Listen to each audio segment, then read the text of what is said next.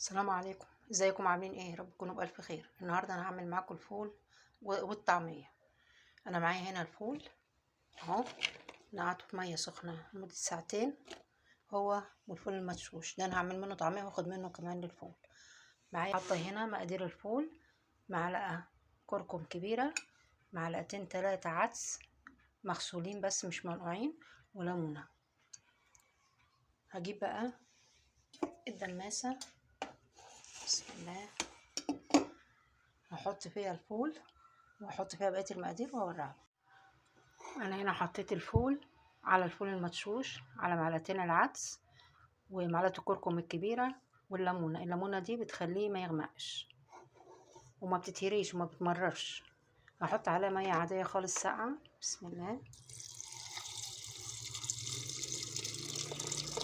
تغطيها وتزودي الميه شويه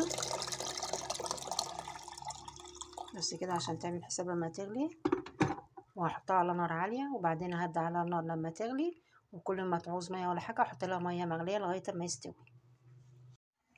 عندي هنا الطعميه اهو، برضو نقعاه في ميه مغليه لمده ساعتين. ومعايا هنا بصلايه متوسطه، وده عروش بصل اخضر، ومعايا كام فص ثوم، ده اقل من نص بشويه اللي انا خدتهم للفول. هحط الاول دول، هقطعهم واحطهم يتضربوا الاول وبعدين احط عليهم الفول واطحنهم واحده واحده. انا طحنت هنا البصل وورق البصل الاخضر والثوم، هبتدي احط الفول واطحنه مع بعض على قد ما الكبه تاخد. انا هنا حطيت الكميه كلها واديني بطحنها اهو.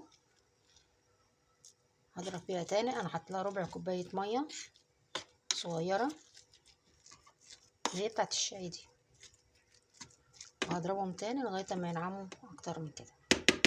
وما تكتروش فيها خضره يا جماعه، ما تكتروش فيها خضره لانها بتغمق لما بتيجي تقولها بتغمق. هنا الفول اهو ابتدى يغلي بس الميه فيه كتير. اول ما يغلي بقى ههدي عليه النار خالص، شمعة على العين الصغيرة، اصغر عين عندك وهديها ويستوي بقى براحته. ولما يعوز مية زوديه مية مغلية. انا كده ضربتها فايرة اهي وحلوة اهي. هديها كمان 5 دقايق وبعد كده احطها في المصفى، صفي المية الزايدة اللي فيها واحطها في اكياس من غير اي توابل في الفريزر. وكده خلاص غلي الفول. انا حاطه العين موطيه عليها خالص بس هي مش باينه اهي، بصوا، بس هي مش باينه. وحطوها برضو على الطاره الصغيره ديت وهدوا النار خالص ويستوي براحته. بص بقى على نار هاديه يغلي بقى براحته بسيط خالص كده لغايه ما يستوي.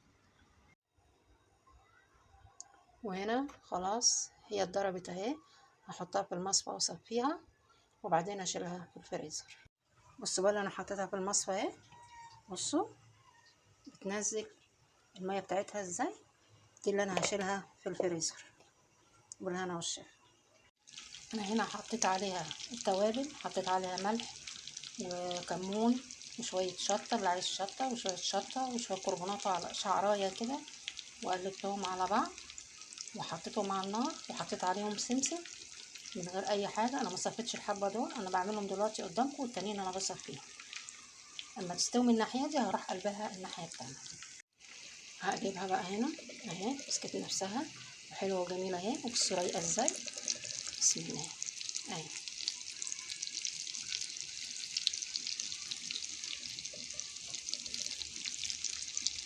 لما اخلص بقى اوريها لكم. اهي الطعميه اهي خلصت، هي سخنه بس اهي، شوف رايقه وجميله ازاي اهي. على فكره انا نسيت احط كزبره ناشفه، تبقوا حطوا انتوا، فهي يعني مش مشكله، مش مقصره يعني. وادي الاكياس اهي، الاكياس دي كبيره مش صغيره، معايا 3 اكياس هيعملوا كميه اكبر من دي. وادي حبه الميه دول اللي اتصفوا الاخرانيين اللي انا كنت حطيتهم زياده. ولما يخلص الفول ان شاء الله برضو هوريه لكم وبالهنا والشفا.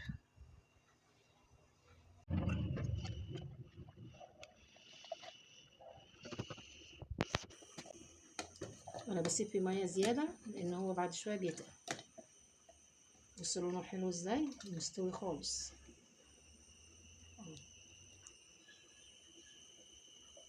نحط عليه بقى شوية زيت، شوية كمون،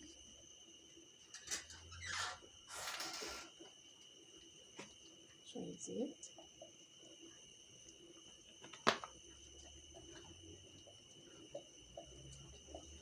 شوية كمون،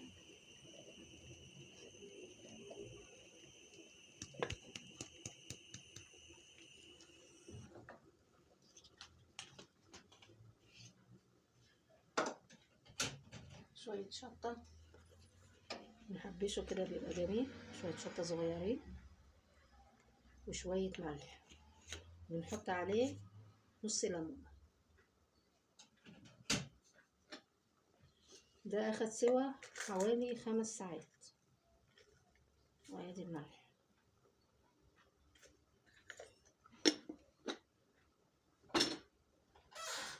ايه رأيكم بقى في الجمال ده؟ بسم الله. بصوا بقى جميل ازاي، الفولة مستوية خالص، وجربوها يعجبكم.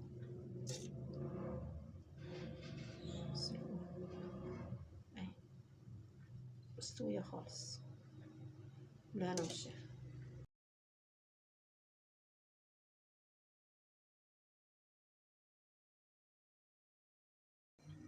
ادي الفول لما هدي، انا كده ده ركناه من شويه ولسه زي ما هو على لونه ازاي، لسه لونه فاتح وجميل وتقل. شوفوا ازاي عن مكانه.